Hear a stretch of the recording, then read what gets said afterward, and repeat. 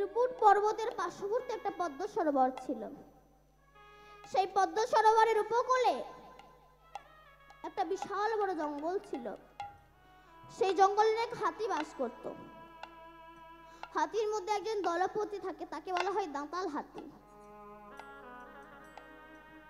যেমন সংসার বনের ভিতরে স্ত্রী পুত্র নাতি নাতনি, এদের মধ্যে দলপতি কেনা যিনি বাড়ির মালিক।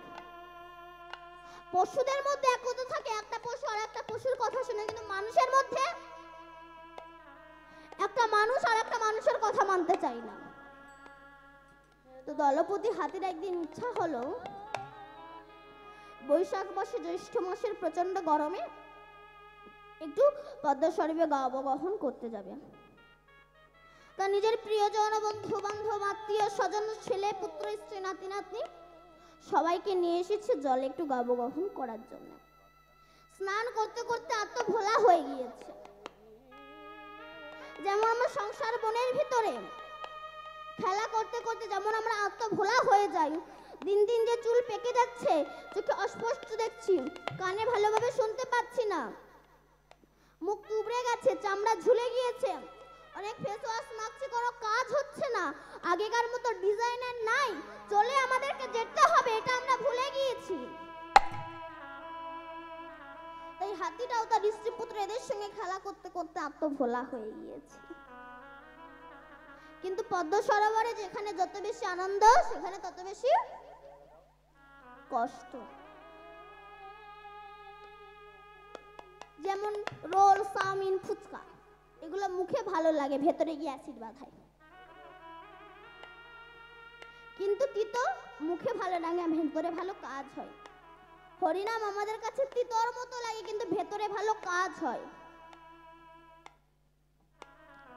যখন আত্মভোলা হয়ে গেল, এই পদ্ম সরোবরে একটা কুমির বাস করত। এটা কোনো গল্প কথা নয়, শ্রীমদ্ ভাগবতের দৃষ্টান্ত। একটা কুমির বাস করত। যখন আত্মভোলা হয়ে গেল, সেই সময় সেই কুমিরটা এসে হাতির পায়ে কামড়ে ধরেছে। তখন হাতি দেখছে দূর থেকে তার প্রিয়জন, আত্মীয় স্বজন সবাই দেখছে, কাছে কেউ আসছে না। এক এক করে সবাই জল থেকে উঠে চলে গেল। তখন হাতি ডেকে বলল, হে দয়াময়, যাদেরকে আমি আমার আপন ভেবেছিলাম তারা তো আমার আপন নয়। যাদের জন্য আপনি সারা জীবন খেটেছেন, শেষে আপনার জায়গা হচ্ছে বারান্দার এক কোণ। ছেলে আর বাবা বলে ডাকে না, বাবার কাছে যাই না, বাবাকে ছই না। কেন? ছুলে যদি সেই রোগ তার হয়, সেদিন চোখের জল আর হরিবিনে আর তোমার কোনো গতি নেই। তখন হাতি নয়ন জলে ভেসে রাখছে, দয়াময়, দুঃখের দিনে নয়, সুখের দিনে বন্ধু মেলে, দুঃখে মেলে না।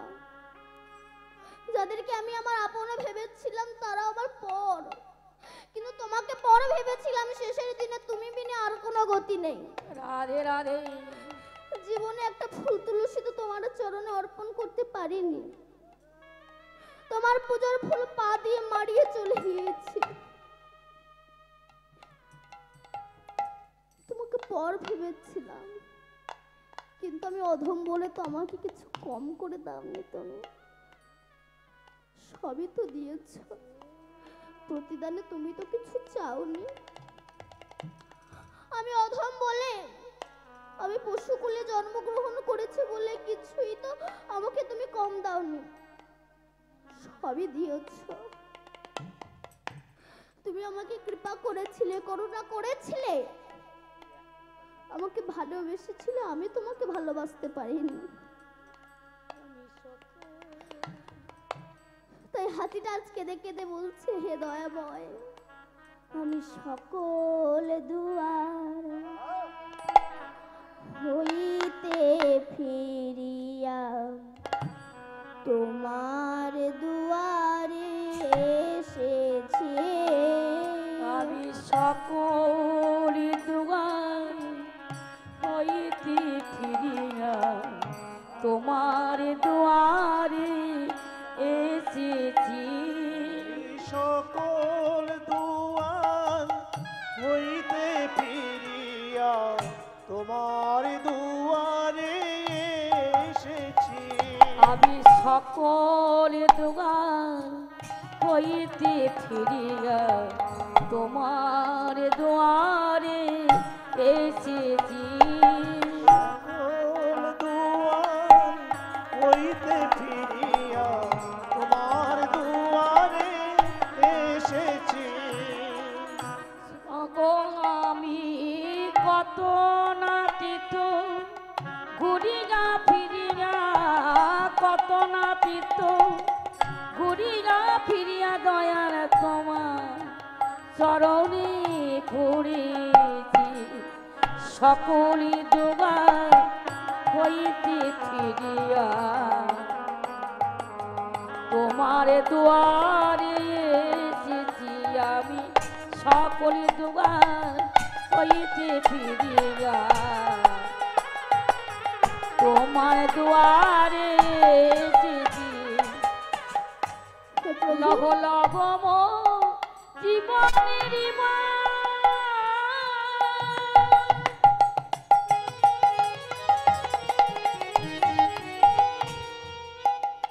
আমার প্রাণীর ঠাকুর গোবিন্দ আমার। হাতি তখন কেঁদে কেঁদে গোবিন্দের কাছে বলছে, এই লগ লগ মোর জীবনের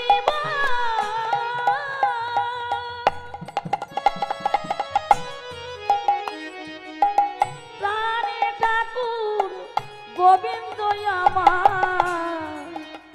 আমার অশ্রুসিত সজল নয়নে দয়া, অশ্রুসিত সজল নয়নে তোমার চরণে এসেছি। সকলে দুয়ার হইতে ফিরিয়া তোমার চরণে এসেছি। সকলে দুয়ার হইতে ফিরিয়া তোমার চরণে এসেছি। কত নায়াঘা সয়েছি গা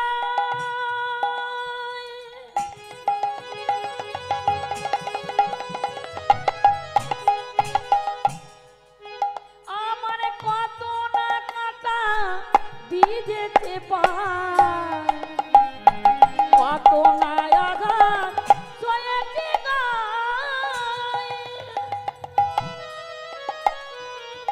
কত না কাটা দিয়ে যেতে পার।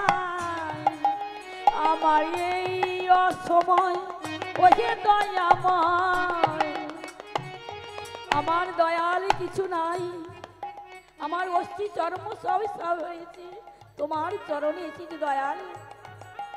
আমার এই অসময় ওহে দয়াময়, এই অসময় ওহে দয়াময় কোলেতে তুলিয়া নিও সকলে দুয়ার হইতে ফিরিয়া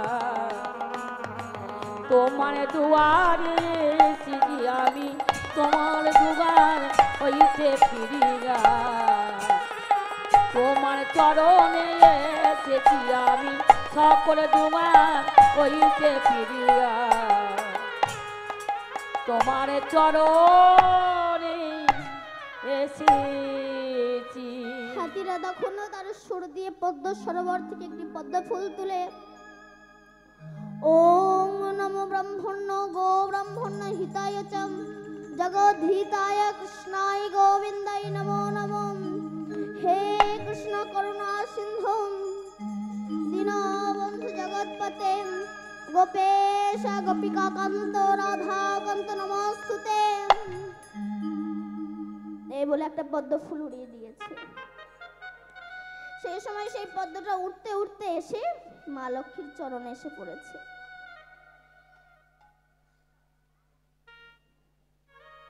যেই না মা লক্ষ্মীর চরণে এসে পড়েছে পদ্ম ফুলটা, মা লক্ষ্মী পদ্ম ফুলটা তুলে দেখছে পদ্মের প্রতিটি দলে দলে জল। লক্ষ্মী বলে, প্রভু এই পদ্ম কোথা থেকে এসেছে? নারায়ণ বলে, মর্তধামে আমার এক ভক্ত হাতি তাকে কুমিরে ধরেছে, শেষের দিনে আমি ছাড়া তার আর গতি নেই, কারণ আমি তো দয়াল, আমি তো তার পিতা, আমি তো তার মাতা।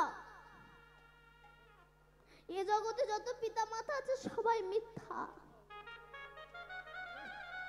এরা দুদিনের পিতা মাতা, কিন্তু তিনিই হচ্ছেন আমার আপন। আমি তো করুণা করি তাদেরকে, তাই সে আমায় ডাকছে।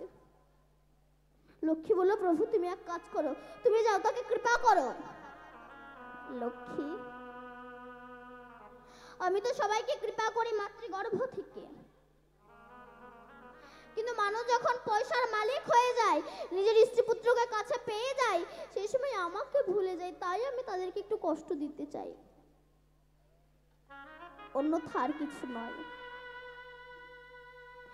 লক্ষ্মী দেবী বলল, প্রভু আমি আপনার চরণ ধরছি, আপনি যান। সেই সময় আমার ভগবান গরুরকে ডেকেছে, গরুর,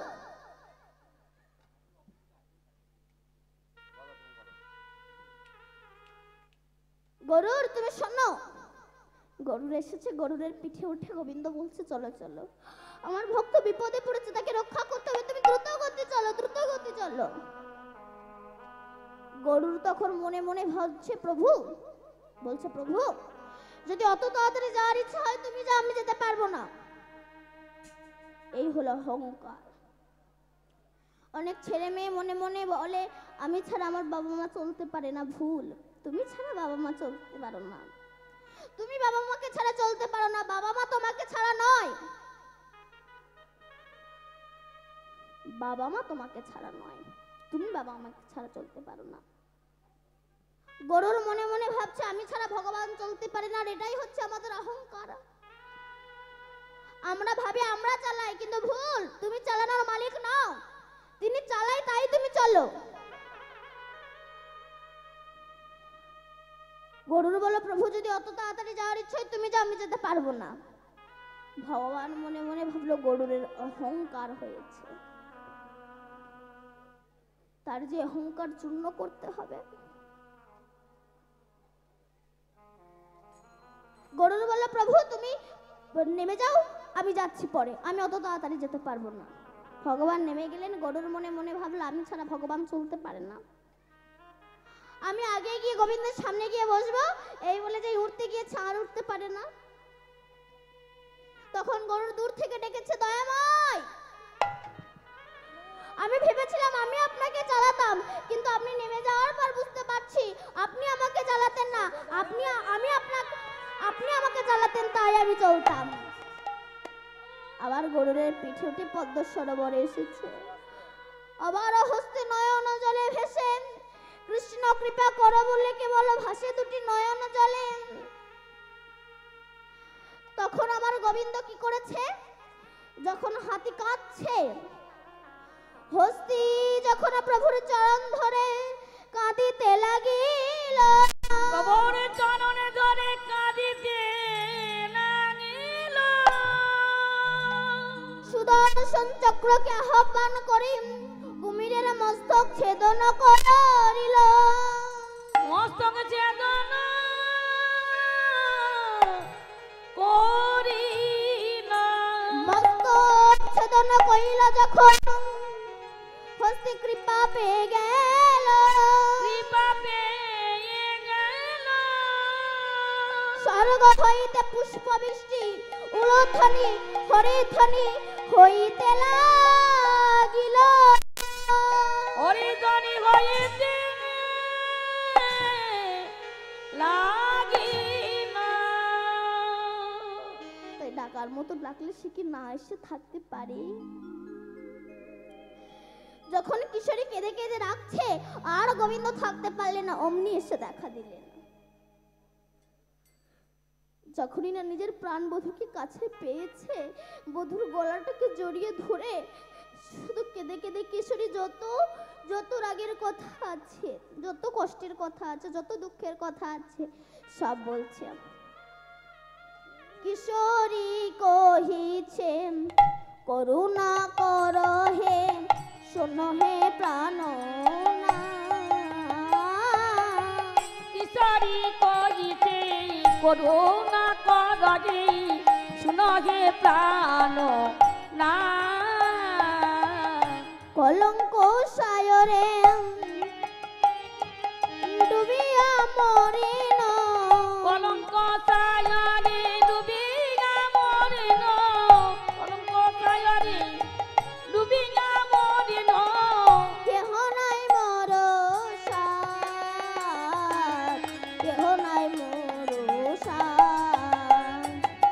কলঙ্ক সায়রে ডুবিয়া মরিন কলঙ্ক সাগরে ডুবিয়া মরিন কেহ নাই জান কেহ নাই জান আমায় তুমি রক্ষা করো আমায় তুমি কৃপা কর তুমি বিনা কে আছে আমার আমায় তুমি রক্ষা করো তুমি বিনা কে রাজামান তুমি আমার রক্ষা কর তুমি বিনা কে আছে আমায় তুমি আমায় কৃপা করো কলঙ্ক সান ওর হতে আমায় তুমি রক্ষা করো আরে কলম কোসান কলমকে তুমি আমায় রক্ষা কর তুমি বিনা আমার কে বাই আছে আমায় রক্ষা কর আরে তুমি কে বাঁচাছে? আরে তুমি আমায় রক্ষা কর তুমি আমায় রক্ষা কর তখন গোবিন্দ বললেন হে রাধে তুমি কোনো চিন্তা করো না তোমার সব কলঙ্ক আমি মোচন করব তুমি নিশ্চিন্ত থাকো এই যে যখনই তোমার দুঃখের সময় আসবে একমাত্র তিনি ছাড়া তোমার কেউ আপন হতে পারে না কিন্তু আমরা সংসারে নিয়ে মাতামাতি করি যুধিষ্ঠির পঞ্চপাণ্ডব দ্রৌপদী একবার বনে এসেছিল বনবাসে যখন এসেছিল একদিন যুধিষ্ঠির সহদেবকে বলল সহদেব আমার খুব জল পিপাসা পেয়েছে একটু জল আনো তো সহদেব তখন জল আনতে গেল যেই না জলটা স্পর্শ করতে যাবে নিতে যাবে এমন সময় একটা ধর্মরাজ সাদা বগ বলল দাঁড়া সহদেব আমার 4টে প্রশ্নের উত্তর দিয়ে তবেই তুমি জল স্পর্শ করবে সহদেব কথা শুনলেন না যেই না স্পর্শ করলেন অমনি মারা গেলেন যুধিষ্ঠির ভাবছে অনেকক্ষণ হয়ে গেল সহদেব তো ফিরে এলো না অর্জুন তুমি গিয়ে দেখো তো অর্জুন যে জল স্পর্শ করতে যাবে বগ বলল দাঁড়াও অর্জুন আমার প্রশ্নের উত্তর না দিয়ে তুমি জল স্পর্শ করবে না অর্জুনও কান দিলেন না যেই না জল স্পর্শ করলেন অমনি মারা গেল তারপর ভীমকে পাঠালো তারপর নকুলকে পাঠালো যখন 4 ভাই ফিরে আসছে না সেই সময় যুধিষ্ঠির ভাবছে 4 জনকেই পাঠালাম 4 জনই ফিরে এলো না এবার যুধিষ্ঠির নিজেই এসেছে এসে দেখছে তার 4 ভাই মরে জলে ভাসছে যেই না যুধিষ্ঠির জল স্পর্শ করতে যাবে তখন ধর্মরাজ বগ বলে দাঁড়াও যুধিষ্ঠির আমার 4টে প্রশ্নের উত্তর দিয়ে তবেই তুমি জল স্পর্শ করবে যুধিষ্ঠির বলল বলুন কি প্রশ্ন বলে বলো কিবা বার্তা কিবা আশ্চর্য পদ বলি কারে আর কোন জন সুখী হয় বিশ্ব চরাচর মাঝে কিবা বার্তা ধর্মরাজ যুধিষ্ঠির বলছে আপনি আমার সংবাদ শুনতে চান সংবাদ শুনতে চান আমার সংবাদ খুবই খারাপ কেন যে কারণে আমার পৃথিবীতে আসা সেটাই হলো নৈরাশা আমি বেসেছি এ জগতের ভালোবাসা আমার হলো না কৃষ্ণ ভালোবাসা বা যুধিষ্ঠির এবার বলো আশ্চর্য কি যুধিষ্ঠির বলছে জানেন আমার বাড়ির পাশে একটা বাড়ি ছিল সেই বাড়ির মালিক কত আরামপ্রিয় ছিল তার 6 জনা শুধু ছিল গা হাত পা টেপার জন্য পাথরে ঠাসা বাড়ি কিনা নেই তার কিন্তু আশ্চর্য সে যখন মরে গেল সম্বল হলো তার বাঁশের খাঁচা, বাঁশের দোলা। সেই বাঁশের দোলায় চড়িয়ে গরুর দড়ি দিয়ে আষ্টে পিষ্টে করে বেঁধে গোবর জল ছিটাতে ছিটাতে বলা হরি হরি বল। হরি বল বলতে বলতে শ্মশানে গিয়ে তার দেহটা পুরো ছাই হয়ে গেল। মাথাটা ফাটছে না বলে বাঁশ দিয়ে তার মাথাকে ফাটিয়ে দিল। আমার চোখের সামনে হলো সেই দৃশ্য। আমি দেখে এসে বাড়ি এসে আমি আমার ভাইয়ের মাথায় বাড়ি মারতে কেবল দুহাত জায়গার জন্য কেবল ভাইয়ের মাথায় বাড়ি মারতেও দ্বিধাবোধ করি না। এর মতো আশ্চর্য আর পৃথিবীতে হয় না। আর একটা আশ্চর্য কি না, একটা মায়ের স্তনের দুগ্ধে 7খানা বাচ্চা মানুষ হবে। একটা কলসির জলে 7খানা কলসি পূর্ণ হবে, কিন্তু 7টা কলসির জল দিয়ে একটা কলসি পূর্ণ হবে না। রাধে রাধে। এর তত্ত্বটা কি বলছে? একটা মায়ের স্তনের দুগ্ধে 7খানা বাচ্চা মানুষ হবে, কিন্তু 7খানা বাচ্চার ইনকামে একটা মা ভাত পাবে না। এর মতো আশ্চর্য আর পৃথিবীতে হয় না। বাবা যুধিষ্ঠির বাহ। এবার বলো পদ বলে কাকে? যুধিষ্ঠির বললেন মহাজনস্য গতস্য পন্থা। মহাজন যে পথ ধরে হেঁটে গেছে সেই পথ ধরে মানুষ যাচ্ছে না বলেই তো আজকাল অল্প বয়সে হাঁটু ব্যথা, মাজা ব্যথা, কোমর ব্যথা এইসব হচ্ছে। কলির মানুষের পরমায়ু 100 বছর, তার মধ্যে 40 বছর কুখাদ্য খেয়ে নষ্ট করে দিচ্ছে। 60 বছর কলির মানুষের পরমায়ু এখন আছে। তো একাদশী করতে হয়, অমাবস্যা পূর্ণিমার দিন মাছ মাংস খেতে নেই। বাহ। এবার বলো পৃথিবীতে সবচেয়ে সুখী কে? যুধিষ্ঠির বললেন যিনি পরবাসী নন, যিনি পরেরই গৃহে বাস করেন না, যিনি ধনী নন তিনি সুখী, আর যিনি যিনি নন তিনি সুখী। আর যে পরের ঘরে বাস করে না, আমরা তো সবাই ভাড়াটে ঘরে বাস করছি, পরের ঘরে বাস করছি। এই দেহঘরটাও আমাদের নয়, দেহঘরটা তার, দেহঘরটা তার। দেখবেন বাবা, কেউ যদি ভাড়াটে ঘরে বাস করে সেই ভাড়াটে ঘরের কিন্তু একটা মেয়াদ থাকে। মেয়াদ যখন শেষ হয়ে যায় বাড়ির মালিক যদি বলে ঘর ছেড়ে দাও, মিনিটের মধ্যে তোমাকে ঘর ছেড়ে দিতে হবে। তাই বলো না বৃদ্ধ বয়সে গিয়ে হরিনাম করব, এই দেহটাও তার। দেখবেন মেডিসিনের কারখানায় যখন একটা মেডিসিন তৈরি হয় সে সময় মেডিসিনের গায়ে লিখে দেওয়া হয় এক্সপায়ারি ডেট। ঠিক আমরা যখন ভগবানের কারখানায় জন্মগ্রহণ করেছিলাম সে সময় আমাদের কপালেও লিখে দেওয়া হয়েছিল আমাদের মৃত্যুটা কবে। তাই বলো না বৃদ্ধ বয়সে গিয়ে হরিনাম করব, সবসময় রেডি হয়ে থাকো, ওই বুঝি আমার ডাক এলো, রাধে রাধে। ওই বুঝি আমার ডাক এলো, ওই বুঝি আমার ডাক এলো।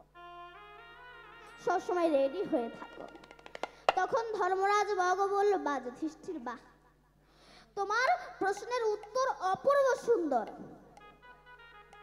তোমার 4 ভাই মারা গেছে, আমি 1 ভাইয়ের প্রাণ ফিরিয়ে দেবো, বলো কার প্রাণ চাও? বললো আপনি এক কাজ করুন, সহদেবের প্রাণ ফিরিয়ে দিন। বললো কেন? সহদেবের প্রাণ তুমি চাইছো কেন? ও তো তোমার বিমাতার পুত্র, তুমি তার প্রাণ চাইছো কেন? তখন ধর্মরাজ যুধিষ্ঠির বলছে, বক, হে ধর্মরাজ বক, আমি তো আমার মায়ের একটা সন্তান বেঁচে আছে, যদি আমার ছোট মায়ের একটা সন্তান বেঁচে থাকে তাহলে ও ওর মাকে মা বলে ডাকবে, আমি আমার মাকে মা বলে ডাকবো। ধর্মরাজ বগ বলল, বাবা যুধিষ্ঠির, তোমার ধর্মের বলিহারি যাই, তাই আশীর্বাদ করি আমি তোমাকে যে তোমার আজ থেকে নাম দিলাম ধর্মরাজ যুধিষ্ঠির। রাধে। এরা আমার গোবিন্দ রাধারানীর কলঙ্ক মোচনের জন্য ইচ্ছা শক্তি প্রভাবে 2 মূর্তি ধারণ করলেন। এক মূর্তি বৈদ্য বেশে রাস্তায় রাস্তায় ঘুরে বেড়াচ্ছে, আর এক মূর্তি মায়ের কোলে বসে বসে নবনী খাচ্ছে। যে মূর্তি মায়ের কোলে বসে বসে নবনী খাচ্ছে হঠাৎ নবনী খেতে খেতে ঢলে পড়েছে। তখন মা যশোমতী গোপালকে কোলে নিয়ে ডেকেছে, দিদি রহিণী,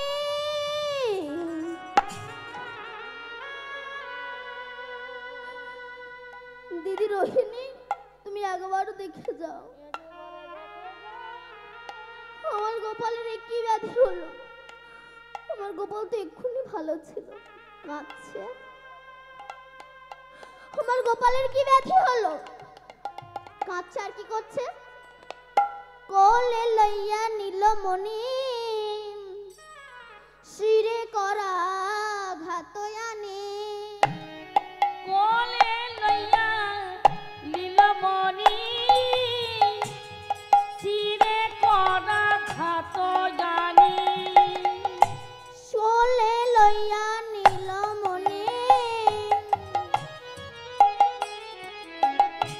শিরে করা ঘাতয়ানি। কোলে লইয়া লীলমণি শিরে করা ঘাত জানি। কাঁদিতে গিল নন্দ রানী।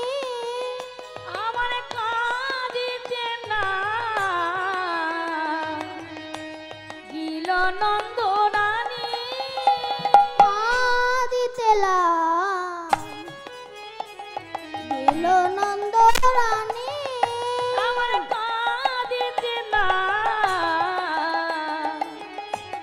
গিল নন্দ রানী। নন্দ রানী কেঁদে আকুল হলো। নন্দ রানীকে দে আকুল গল। প্রাণ গোপালে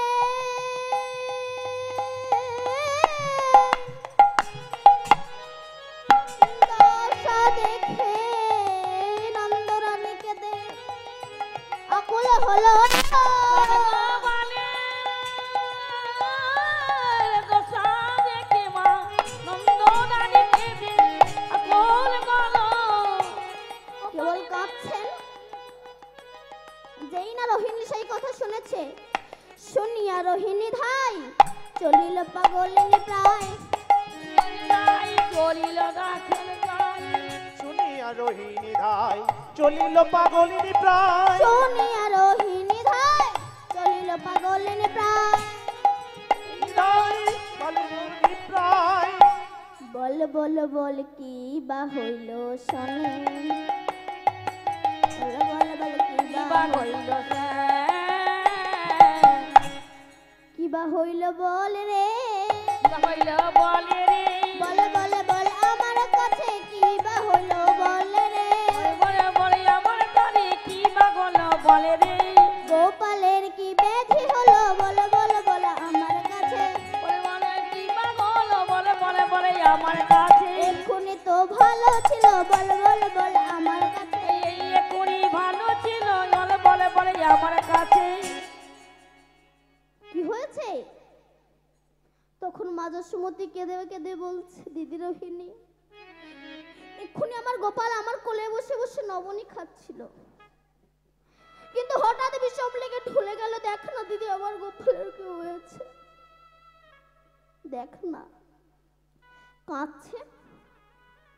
এমন সময় আর বিধাতার প্রতি আক্ষেপ করে বলছে, ওরে দারুণ বিধি, তোর শুনে কি আমারও কোনো ঝগড়া ছিল, হিংসা ছিল তোর সঙ্গে আমার?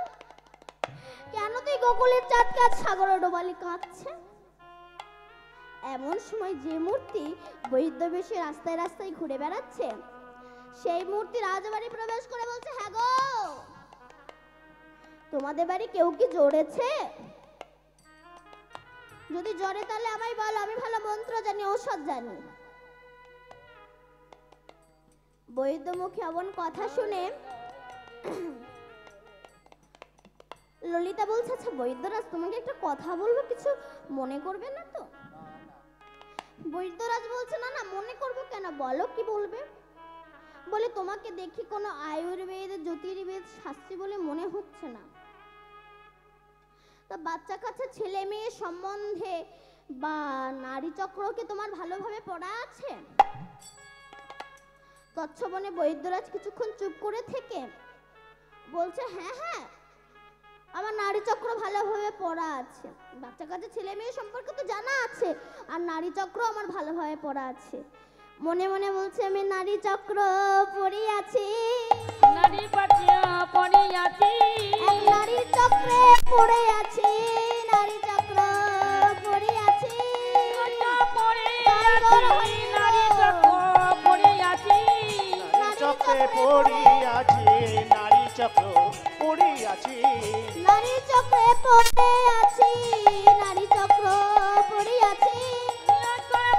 পড়িয়াছি, নারী চক্র পড়িয়াছি।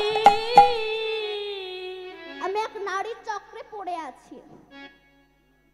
যদি বাবা আমার মহাপ্রভুর পাশে বিষ্ণুপ্রিয়া না থাকতো, জয়দেবের পাশে যদি পদ্মাবতী না থাকতো, বিল্লমঙ্গলের পাশে যদি চিন্তামণি না থাকতো, তবে কি এরা পেতো আমার ভগবানকে?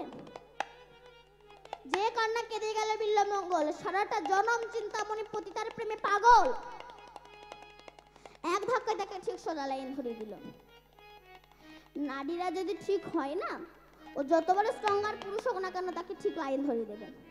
রাধে রাধে। দেখেছেন না ভগবান মহিলা নিয়ে দাঁড়িয়ে আছে কেন? তুমি তো ভগবান, তুমি একা দাঁড়িয়ে থাকতে পারো না? তুমি তো লেডিস ভালোবাসো কেন? হ্যাঁ, শুধু তাই নয়, তিনি রাধারানীর মান ভাঙাবার জন্য তিনি রাধারানীর পায়ে প্রণাম করেছিলেন।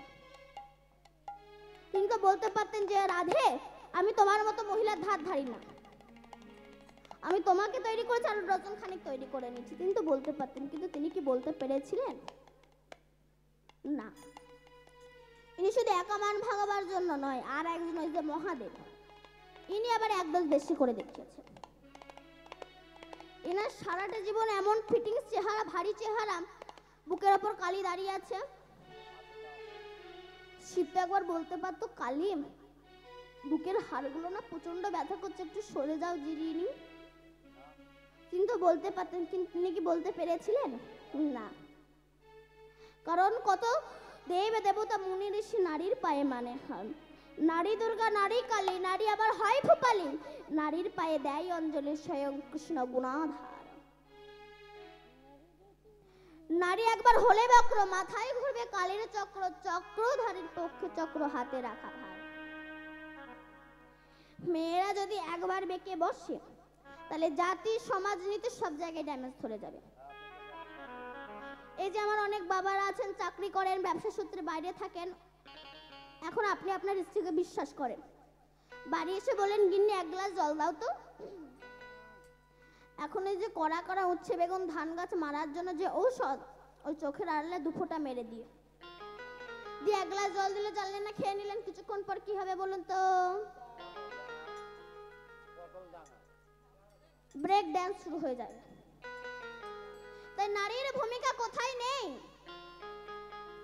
এক ঝলক আনন্দের তরে পিতা ত্যাগ করিল মোরে, সেদিন যদি এই নারী না রাখতেন গর্ভে ধরে, কেমন করে জন্ম নিতাম এই সুন্দর ভুবনে। নারীর কথা বলতে গেলে মায়ের কথা আসে চলে। মায়ের কোলের সেই ছোট্ট ছেলে, বিশ্বের মালিক সেই কৃষ্ণ বুদ্ধ যিশু গৌর, এরা তো সবাই মায়ের কোলেরই শিশু। দেবের দেবে মহাদেব নারীর চরণ তলে, নারী ছিল বেহুলা সতী, অসুরিয়া মালাবতী, বাঁচাইল মরাপতি, শাস্ত্রে প্রমাণ তার। ভারতবর্ষে এমন কোন স্ট্রঙ্গার পুরুষ আছে জমের মুখে ছাই দিয়ে স্বামী সত্যবামকে ফিরিয়ে আনবে? জমের মুখে ছাই দিয়ে স্বামী লক্ষিন্দারকে ফিরিয়ে আনবে? ভারতবর্ষে নারীদের টেম্পারটাই আলাদা, এদের সত্যি তো টেম্পারটাই আলাদা। এরাই পারে জমের মুখে ছাই দিয়ে স্বামীকে সংকট মুহূর্ত থেকে বাঁচাতে। দেখেছেন দুর্গাপূজার 9 দিন আগে মহালয়া হয়, সেদিন অসুরদের অত্যাচারে দেবতারা স্বর্গ ছাড়ে, সেদিন এই নারী যুদ্ধ করে রাখে দেবতাদের মান। তাহলে নারীর ভূমিকা কোথায় নেই?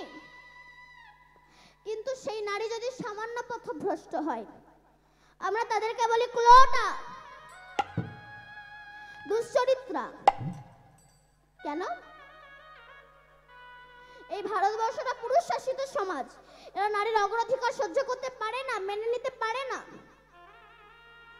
তাই নারীরা যদি সামান্য পথভ্রষ্ট হয়, এদেরকে বলে ক্লোটা, দুশ্চরিত্রা। এই জন্য আমার বিদ্রোহ কবি কাজী নজরুল ইসলাম বলেছেন, বিশ্বে যা কিছু মহান সৃষ্টি চিরকল্যাণ কর, অর্ধেক তার করিয়াছে নারী, অর্ধেক তারা নর। নরক কুণ্ড বলিয়া তোমা করে নারী হো জ্ঞান, তারে বলে দাও আজি পাপ নারী নহে সে যে পুরুষ শয়তান। তিনি আরো বলেছিলেন, নারীর বিরহে নারীর মিলনে নর পেল কবি প্রাণ, যত কথা তার হইল কবিতা সব তো হইল গান। তাজমহলের পাষাণ দেখেছো দেখনি তাহার প্রাণ, অন্তরে তার মমতাজ নারী বাহিরেতে শাহজাহান। ভেবেছো নর নারী শুধু মেটাই কামের ক্ষুধা, না না, তুমি দিলেই একটু প্রেমের অর্ঘ্য সেনা দিত তোমায় সুধা। আপনি মহাভারতটা খুলে দেখুন, সব বড় বড় ডিপার্টমেন্ট ধরে রেখে দিয়েছে, তাহলে এদের মাগুলো কেমন ছিল একটু বলি। স্বর্গের পতিতা হিতাজির পুত্র হইল মহাবীর দ্রোণ, কুমারীর পুত্র বিশ্ব পূজ্য কৃষ্ণ দ্বৈপায়ন, কানের পুত্র কর্ণ হইল দানবীর মহারথী, সর্বজ্ঞ হইতে গঙ্গা শিবিরে পেলেন পতি। শান্তনু রাজা নিবে দিলে প্রেম, পুনঃ সেই গঙ্গায় তাদের অমর ভীষ্ম কৃষ্ণ প্রণামে যায়। মুনি শুনি কানে সত্যবাম যে জারদ জবলা শিশু, আর বিস্ময় করে জন্মে যাহা মহাপ্রেমিক যে যিশু। মহাভারতে যিনি সবচেয়ে বড় অস্ত্রগুরু দ্রোণাচার্য, এনার মধ্যে আর কোনো অস্ত্রগুরু নেই। এনার মাকে বলবেন কুলটা, এনার মাকে বলবেন দুশ্চরিত্রা। তারপর যিনি পুরাণ রচনা করেছিলেন পরাশর মুনির ঔরসে, কৃষ্ণ দ্বৈপায়ন বেদব্যাস। মৎস্যগন্ধা যখন কুমারী ছিল তার গর্ভ থেকে জন্মগ্রহণ করেছিলেন, এনার মাকে বলবেন কুলটা, ছেলেটাকে বলবেন দুশ্চরিত্র ছিলেন। তারপরে মহাভারতে যিনি সবচেয়ে বড় দানী ব্যক্তি দাদা কর্ণ, এনার মতো দানী ব্যক্তি জগতে আর নেই। এনার মতো দানী ব্যক্তি জগতে নেই। যখন কুন্তী কুমারী ছিল, এই কুন্তীর কান থেকে জন্মগ্রহণ করেছিল বলে নাম হয়েছে কর্ণ। এনার মাকে বলবেন কুলটা, এনার মাকে বলবেন দুশ্চরিত্রা। দেখেছেন কত বড় বড় ডিপার্টমেন্ট ধরে রেখে দিয়েছেন। তাহলে গঙ্গা প্রথমে মহাদেবকে প্রতিরূপে বরণ করেছিল, তারপরে শান্তনু রাজার সঙ্গে বিবাহ হলো। এক নারী যখন এক পুরুষে মন দেয় তখন তাকে বলা হয় সতী। এক নারী যখন দুই পুরুষে মন দেয় তখন তাকে বলা হয় দ্বিচারিণী। এক নারী যখন তিন পুরুষে মন দেয় তখন তাকে বলা হয় ধর্ষিতা। এক নারী যখন চার পুরুষে মন দেয় তখন তাকে বলা হয় শৈরিণী। এক নারী যখন পাঁচ পুরুষে মন দেয় তখন তাকে বলা হয় পতিতা। তবে দ্রৌপদী তো পাঁচটা স্বামী বিবাহ করেছিল, সে কারো সত্যি হলো বড়লোক বাড়ির বউ বলে। দ্রৌপদী তো কারো গর্ভ থেকে জন্মগ্রহণ করেনি, আগুন থেকে এর জন্ম হয়েছে। আর এই পঞ্চস্বামীরা কারা? ক্ষিতি, অপ, তেজ, মরুদ, বোম, এই হচ্ছে পঞ্চস্বামী। আর এই মুনি শুনি কানে সত্যবাম যে জারদ জবলা শিশু, আর বিস্ময় করে জন্মে যাহা মহাপ্রেমিক যে যিশু। রাধে। মুনিদের মধ্যে সর্বশ্রেষ্ঠ মুনি হচ্ছে সত্যকা, যিনি জারম্ভার গর্ভে জন্মগ্রহণ করেছিলেন। এনার মাকে বলবেন কোনটা? এনার মাকে বলবেন দুশ্চরিত্রা। তারপর যিনি খ্রিস্টান ধর্মের শাসক পালক যীশু খ্রিস্ট, যিনি মেরির গর্ভে জন্মগ্রহণ করেছিলেন, এনার মাকে বলবেন কোনটা? এনার মাকে বলবেন দুশ্চরিত্রা। দেখেছেন কত বড় বড় ডিপার্টমেন্ট ধারণ করে রেখে দিয়েছে। তাই যদি একটা মা মনে করে আমি আমার সংসারকে কৃষ্ণ ভক্তির সংসার করব, তবে সেই মা কিন্তু পারে। আর সেই মা যদি মনে করে আমি আমার সংসারকে অতলে তলিয়ে দেব, তবে সেই মা কিন্তু পারে। হরি নাম একবার বলো না, কৃষ্ণ নাম একবার বলো না, এই হরি নাম জপো অবিরাম, হরি নাম জীবনের সাধনা। হরি নামে একবারে বলো না, কৃষ্ণ নামে একবারে বলো না, এই হরি নামে জপ অবিরাম, হরি নামে জীবনের সাধনা। হরি নাম একবার বলো না, কৃষ্ণ নাম একবার বলো না, এই হরি নাম অবিরাম,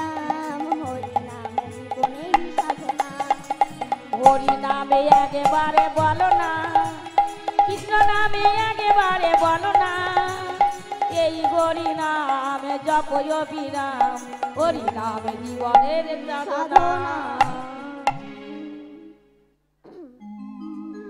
এমন সময় বিশাখা বলছে, আচ্ছা বাবা বৈদ্যরাজ, বিশাখা বলছে, আচ্ছা বাবা বৈদ্যরাজ, তোমাকে আরেকটা কথা বলবো। বলো। বলে তোমার পাচন জানা আছে? বলে হ্যাঁ আমার পাচন জানা আছে। বলে তোমার কি কি পাচন জানা আছে এবং তার গুণকে একটু সবিস্তারে বলো দেখি শুনি। তখন তিনি বললেন আমার প্রথম পাচন হচ্ছে, তিনটে গুণের পাচন জানা আছে, একটা হচ্ছে সত্যগুণ, একটা হচ্ছে রজগুণ, আর একটা হচ্ছে তমগুণ। সত্যগুণের কাজ হচ্ছে বসে বসে হরি ভজন করা, কিন্তু এই হরি ভজনটা শেখাবে কারা? মায়েরা শেখাবে। আমরা সকালবেলা ছেলের ঘরে ব্যাগ তুলে দিয়ে বলি যে স্কুলে পড়তে যা, প্রাইভেট পড়ে, এইভাবে স্কুলে যেতে বারণ করছি না, কিন্তু এই প্রাইভেটে পাঠানোর আগে একবারও কোনো মাকে বলে যা মন্দিরে গিয়ে প্রণাম করে আয়? কোনো মাকে বলে? এটা বললেন না কেউ। এই প্রণামটা শেখাবে কারা? মায়েরা শেখাবে। কেন? বলছে যদি পেতে চাও কিছু আগে হও নেচো। আগামী কল্লপ্রাতে যুদ্ধ হবে কুরুক্ষেত্রের মাঠে। এমন সময় ধর্মরাজ যুধিষ্ঠির এসে দাঁড়িয়েছে দুর্যোধনের গৃহে বড় মার কাছে। ধর্মরাজ যুধিষ্ঠির বড় মা হচ্ছে শতপুত্রের জননী গান্ধারী। গান্ধারী তখন সবে মাত্র প্রদীপটি জ্বালিয়ে সন্ধ্যেবেলা যেই না ঘরের ভিতরে প্রবেশ করতে যাবে, ধর্মরাজ যুধিষ্ঠির এসে দাঁড়ালেন তুলসী তলায়। ডাক দিলেন বড় মা, ও বড় মা। গান্ধারী তুই কে বাবা? বলল আমি যুধিষ্ঠির। যুধিষ্ঠির? আগামী কল্লপ্রাতে যুদ্ধ হবে, যুদ্ধ আরম্ভের প্রারম্ভিত শত্রু শিবিরে আসা ঠিক নয় তো বাবা। বড় মা আমি চলে যাচ্ছি, তার আগে একটু তুলসী তলায় আসবে। কেন বাবা? না একটা কথা বলবো। গান্ধারী বলল তোর আর বলার দরকার নেই, আমি বুঝে গিয়েছি তুই কেন এসেছিস। কেন? তুই রাজ সিংহাসন আর রাজ ঐশ্বর্য ভিক্ষা চাইতে এসেছিস। ধর্মরাজ যুধিষ্ঠির বলে কি বললে বড় মা? রাজ সিংহাসন? যাদের হৃদয় সিংহাসনে, যাদের মনের সিংহাসনে সর্বদা গিরি গোপীনাথের বাস, তার এই তুচ্ছ সিংহাসন নিয়ে কি করবে বড় মা? আর রাজ ঐশ্বর্যের কথা বলছো? তবে শোনো বড় মা, যে ঐশ্বর্য পেলে আমার গিরি গোপীনাথকে ভুলে যাওয়া যায়, ওই ঐশ্বর্য আমি চাইতে আসেনি। বাবা কি জন্য এসেছিস বলবো, আগে তুলসী তলায় এসে। যেই না তুলসী তলায় এসেছে, যুধিষ্ঠির দেরি না করে প্রণাম করেছে। প্রণাম করে উঠে বলছে বড় মা, কালকে তোমাদের সঙ্গে আমাদের যুদ্ধ হবে। কোন দল জিতবে কোন দল বাঁচবে এটা কেউ বলতে পারে না, কে বাঁচবে আর কে মারা যাবে এটাও কেউ বলতে পারে না। তাই বড় মা একটাই আশীর্বাদ চাইতে এসেছি, যুদ্ধ করতে করতে তোমার এই যুধিষ্ঠির যদি মৃত্যু হয়ে যায়, আবার যদি কোনোদিনও মনুষ্য কুলে জন্মগ্রহণ করে, যেন ভগবানের চরণের দাস হতে পারে। রাধে রাধে। কথাটা বলতে চাইছিল না বাবা যুধিষ্ঠির, কিন্তু মুখ ফসকে বেরিয়ে গেল। যা বাবা যুধিষ্ঠির, আশীর্বাদ যখন চাইতেই এলি প্রণাম করে করলাম তোরে আশীর্বাদ। ধর্মের হবে জয় আর অধর্মের হবে নিশ্চিত পরাজয়। পেছন থেকে কৃষ্ণ বলল, দেখলে তো দাদা যুধিষ্ঠির, এখনো কুরুক্ষেত্রের মাঠে যুদ্ধটা শুরুই হলো না, এমন শ্রদ্ধা ভক্তি দেখিয়েছ, পরীক্ষার আগে রেজাল্ট আউট হয়ে গিয়েছে। শিক্ষাটা কি? আমরা গিরি গোপীনাথকে প্রণাম করতে ভুলে গিয়েছি। তাই বলছে যদি পেতে চাও কিছু আগে হও নেচো। তাই গৌর হরি বল। তারপরে বৈদ্যরাজ বলছে, শোনো সুন্দরী, আমার দ্বিতীয় গুণের পাচন হচ্ছে, রজগুণের পাচন হচ্ছে কর্ম করা। তবে সেই কর্মে যেন কোনো ফলের আশা না থাকে। আর তৃতীয় গুণের পাচন হচ্ছে ভাগ্য পরীক্ষা করা। ভাগ্য পরীক্ষা করো। তবে তোমরা কোনো চিন্তা করো না, তোমরা বসে বসে ইষ্টদেবকে স্মরণ করো, আমি দেখি কিছু করতে পারি না কিনা। এমন সময় মা যশোমতী বলছে, আচ্ছা বাবা বৈদ্যরাজ, তোমার নাম কি? তুমি থাকো কোথায়? বাড়ি কোথায়? তোমার বাবার নাম কি? তখন বৈদ্যরাজ বলে, আমার নাম হচ্ছে গোপাল গুপ্ত, আমার বাবার নাম হচ্ছে নন্দলাল গুপ্ত।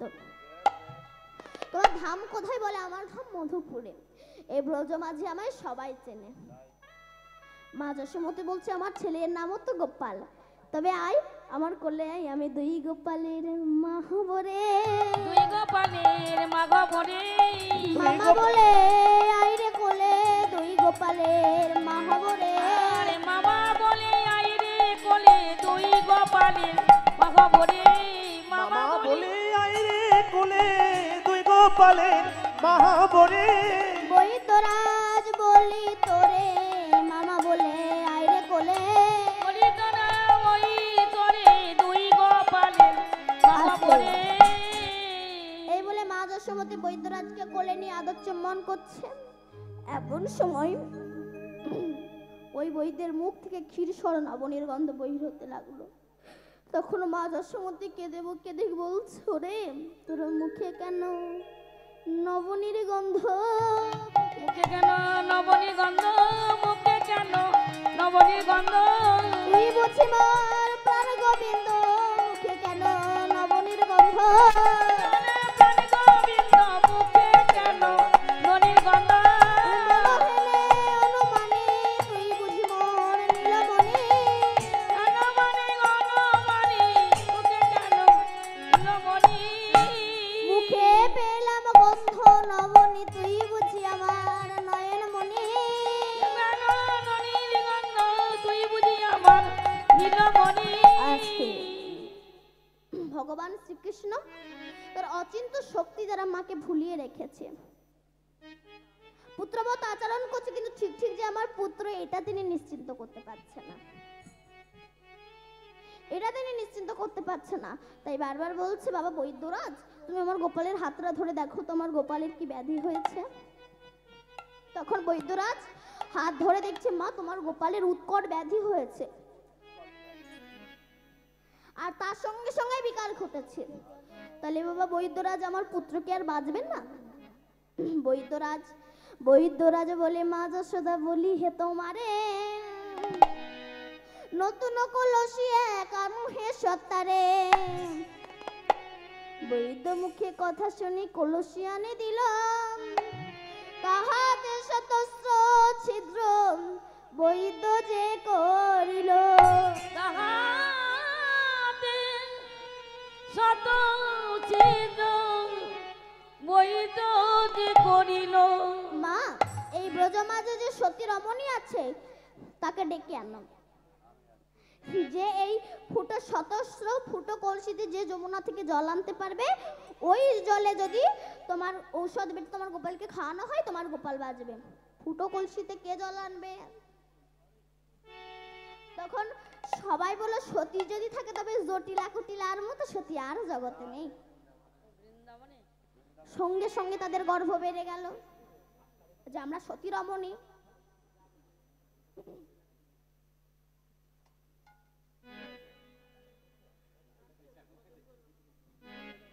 আমরা সতী রমণী।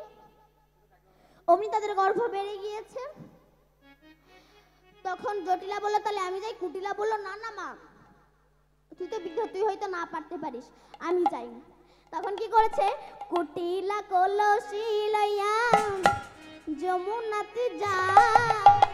কুটিলা কলসি লইয়া যমুনাতে যায়। কুটিলা কলসি লইয়া যমুনাতে যায়।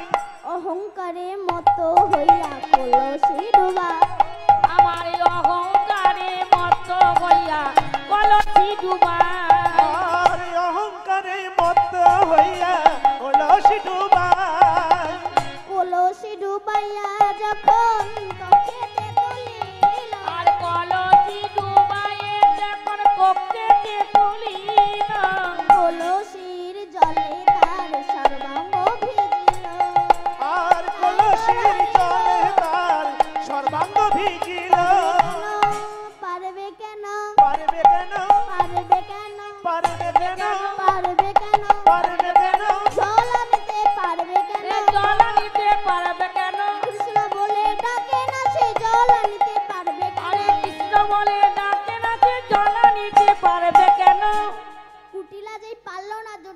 বলছে কি রে মুখ পুরি, সত্যি নামটাই একবার ডুবালি তো। তবে দেখ আমি তোর মা, তোর এখনো বয়স দোষ আছে, কাঁচা বয়স, তুই এখনো কৃষ্ণ ভজতে পারিস। দেখ এবার আমি যাচ্ছি। কুটিলা বলছে জল আনতে পারবি তো মা? না আমার মতো হবে। কি বললি মুখ পুরি? আমি ছাঁকনি জালে জল আনতে পারি, কাঁচা বাসে ঘুম ধরাতে পারি। দেখ এবার আমি যাচ্ছি। গুণের বস্তা নাকি? জটিলা কলসি লইয়া যমুনাতে যা, জটিলা কলসি লইয়া যমুনাতে যায়, জটিলা কলসি লইয়া যমুনাতে যা, আর জটিলা কলসি লইয়া যমুনাতে যায়। যমুনায় গিয়া অমনি কলসি ডোবা, আরে যমুনায় গিয়া জটিলা কলসি ডুবায়। কলসি যখন তোলে পরে সেই জলে, ওরে যে যখন জলে করে সেই জলে, শূন্য কলসি আনি দিল বৈদ্য সম্মুখে। শূন্য কলসি আনি দিল বৈদ্য সম্মুখে। পারল না গো, থাকিবে না গো, পারল না গো, পারল না গো, মায়ে ছিয়ে দুইজনে পারল না গো, গলা নিতে পারল না গো, মায়ে ছিয়ে দুইজনে পারল না গো। মায়া জয়ে দুইজনে পারল না গো। তখন কুটিলা জটিলার পানে চেয়ে বলছে কি রে মা, আমার না এখনো বয়স দোষ আছে, তুই পারলি না কেন? কি রে মা বল? মা লজ্জায় কিছু বলতে পারছে না। জটিলার পানে চেয়ে বলছে তাহলে তুইও তোমার সতী নাম ডোবালি। তখন তখন মা যশোদা বলছে তাহলে বাবা বৈদ্যরাজ একবার আমি যাই, আমি একবার চেষ্টা করে দেখি। ভগবান মনে মনে ভাবলো মাকেও তো আমি অসতী করতে পারবো না। বলো না না মা, তুমি গেলে তোমার গোপাল তো, তোমার ছেলে মানে তোমাকে গেলে হবে না। তবে তুমি চিন্তা করো না, আমি খড়ি পেতে দেখি গণনায় কি ওঠে। বলো তোমার একটা ফলের নাম করো।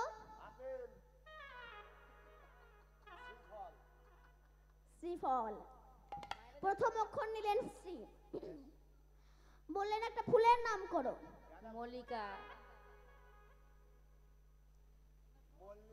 মল্লিকা।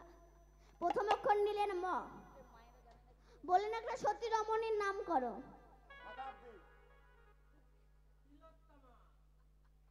তিলোত্তমা। নিলেন তি, বললেন একটা রাজার নাম করো। মা বললেন রাবণ। প্রথম অক্ষর নিলেন রা, বললেন একটা নগরের নাম করো। মা বলল ধাত্রী। নিলেন ধা, উঠল কি শ্রীমতী রাধা। রাধারানীকে ডেকেছে। রাধারানী তখন নয়ন জলে ভাসছে আর বলছে বধূ গো, তোমার এই দাসী জল আনতে যাচ্ছে, এই দাসীকে তুমি রক্ষা করো। এই বলে যেই না জল আনতে গিয়েছে ঈশ্বর পরম কৃষ্ণ, পরম কৃষ্ণ সচ্চিদানন্দ বিগ্রহ, সচ্চিদানন্দ বিগ্রহ, অনাদিরাদি গোবিন্দ, অনাদিগাদি গোবিন্দ, যিনি সর্বকারণের সর্বকারণের কারণ। ভগবানের অচিন্ত শক্তি কেউই বুঝতে পারে না। তিনি তার মায়ের দ্বারা কলসির সমস্ত ছিদ্র বন্ধ করে দিল। তখন আমার রাধারানী কি করেছে? কলসি ডুবাইয়া ধনী কক্ষেতে তুলিল, কলসি ডুবাইয়ে ধনী কক্ষে তুলিলি না, কলসি ডুবাইয়ে ধনী কক্ষেতে তুলিলা, কলসি ডুবাইয়ে ধনী কক্ষেতে তুলিলা, পূর্ণ কলসি আনি দিল বৈদ, পূর্ণ কলসি আনি দিল বৈদ সর্বকে। যেই না রাধারানী আমার পূর্ণ কলসি বৈদ্যের সামনে এনে দিয়েছে, জয় দেয় জয় দেয়, জয় জয় জয় জয়, পূর্ণ কম্ব হেরি হেরি জয় দেয় জয় দেয়, পূর্ণ কলসি জানি দিল জয় জয় জয় জয়, রাধে রাধে রাধে বলি জয় দেয় জয় দেয়, হরি বল। হরি বল।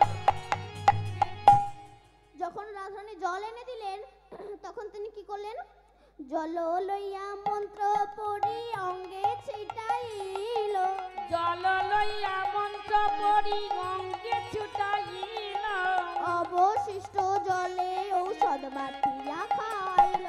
আরে অবশিষ্ট জলে ঔষধ বাটিয়া খাইল। ঔষধ খেয়ে গোপাল তখন উঠিয়া বসিল, আরে ঔষধ খেয়ে গোপাল তখন উঠিয়া বসিল। ননি দে বলি কাঁদিতে লাগিল, মা ননি দে বলে ডাকিতে লাগিল। দে মায়া মাই ননি দে মা, দে মায়া মাই ননি দে মা। দে মায়া আমার ননি দে মা। বড়ই খোদা লেগেছে মা, দে মায়া মা ননি দে মা। আরে বড় ক্ষুধা লেগেছে মা, রে দে আমায় ননি দে মা। তখন মা যশোমতী বৈদ্যরাজকে করলে বিদায় দিয়ে কি করলেন? বাম ভাগে রাধারানীকে ও দক্ষিণ ভাগে প্রাণ গোবিন্দকে নিয়ে আজননি খাওয়াতে লাগলেন। আজ মায়ের কোলে মিলন হইল, মায়ের কোলে